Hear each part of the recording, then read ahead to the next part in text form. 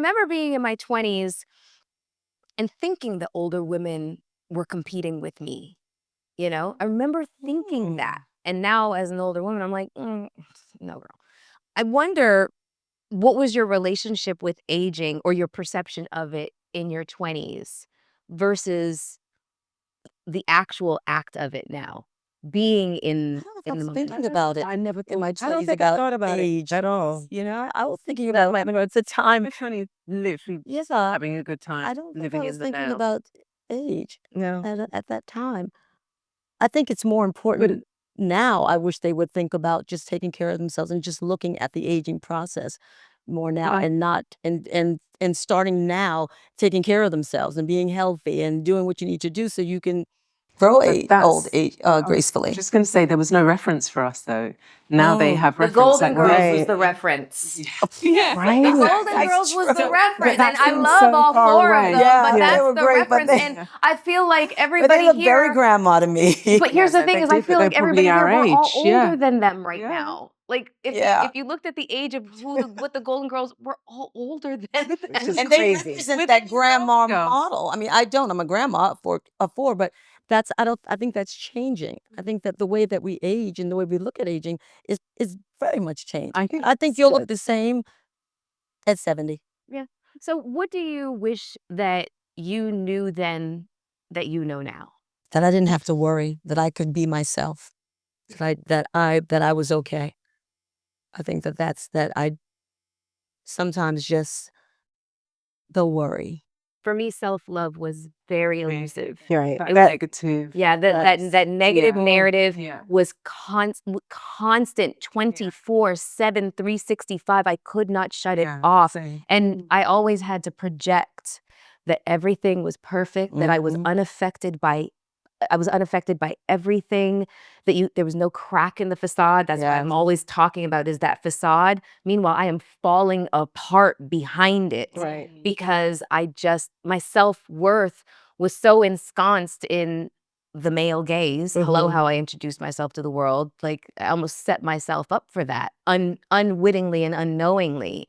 So if I could go back and teach myself something, it would be to decenter, male attention. It was not the ultimate goal. You could still get it no matter what, but just decenter it from, from what was really important. And Or not letting a man define what happiness was for you. I think that that's what it's been, to really know that you're enough.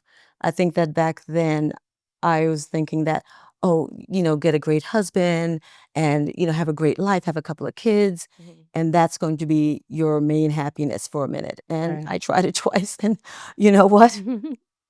I like being who I am and single, and it took a long time. I wish I can go back and tell, slow down. You don't have to get married. I would tell my younger self too, you're okay, just who you are. Don't change for anyone. Yeah. I did a lot of that. Yeah. Just to be able to say, whatever you want, sire. Whatever you want, sire. Right. And Angelique, would you rather tell myself, know who you are so no one else can tell you who you are. Know who you are. It's important because I think I was so impressionable. Somebody could say, you should do this, or I look at you as this, and I take that in, and that not really be who I am. Or it'd be something negative, and I'd think something negative. Oh, they think that, so maybe it's true, But if you know who you are, no one can tell you. Like right now, no one can tell me, Angelique, you should gain some weight. What? Excuse me? I know who I am. So you can't tell me. That's 50s for you. That's where it starts. Yeah. I mean, I get constructive criticism from someone I love and care about, but you can't be a stranger off the street on social media and tell me I should be who you think I should be. Yeah, what about you? No, I agree with all of them. But in addition to that, I would say not believe that you have to be at a certain stage by a certain age, or that you have to have accomplished a certain thing. Yes. It's never, I suppose it's such a cliche that it's never too late, but for certain things, it really isn't. Like you Yeah. can pivot and evolve. You can continue to stay curious and to learn. Yeah. So it's not, you don't necessarily have to have reached a certain stage by a certain age. I was actually going to do this when I start talking about the career portion of the interview. I was going to give a call to action to, those of you who are watching in your 20s that, you really should try your best to take the pressure off of yourself. Yeah. You don't have to have arrived at 30. You don't have to have it all figured out at 30. I know that there's so many, you see the highlight reel of people's lives on Instagram and TikTok and, all these success stories, especially in the digital world. We see like these 24-year-old billionaires and that sort of thing. You can't let that, kind of knock you off your course, because the fact of the matter is you don't have to have it all figured out at all. Like, you can reinvent, you can pivot, you can do all of these things before and you have your entire life to do it. Like, wow, I'm 48. I started this podcast. Like, you know what I'm saying? There's no number. Ridiculous. That's another one. That's what I was talking about, the pressure of the 20s. Like you're looking ahead and saying, what do I want to, so what do you want to do what are you going to do next? What are you going to do? Like, what are you going to build? That's pressure. Okay, so Mia. Yes. Your modeling career started in 2020, which is fascinating. So before that, you said you were in the digital world. Yeah. Correct? Yeah. You're stunningly beautiful. Didn't anybody ever say prior to 2020, you could be a model? Did you ever get that? No, I didn't. No, and I wouldn't have done it either, had they, because the reason why I do it now is because it has purpose, because I want to show the younger generation. I want to represent for my own generation, but I also want to show the younger generation that there's beauty throughout the ages. It might be a different kind of beauty, but there is beauty beyond youth. And so that's why I do it. So that's how you would define beauty at this stage in your life, is that it's timeless. I think, and also it comes from within as well. It comes from confidence. I mean, there's nothing more beautiful than somebody that doesn't necessarily tick all the boxes for conventional beauty or what we think of traditional beauty, but they walk in a room and they own their own space, and their presence is beautiful. So for me, I've always thought beauty defies aesthetics and the exterior. Angelique, we have a little bit, less degrees of separation because we know so many of the same people. So you come up in conversation a lot, whether it's me bringing you up or just people just talking about just how beautiful and stunning you are. And just when, you're very candid about your age. So people are like, how, Sway, how, and basically now you're like an influencer as well. You're a beauty influencer. You're Fitness, lifestyle, yeah. Lifestyle.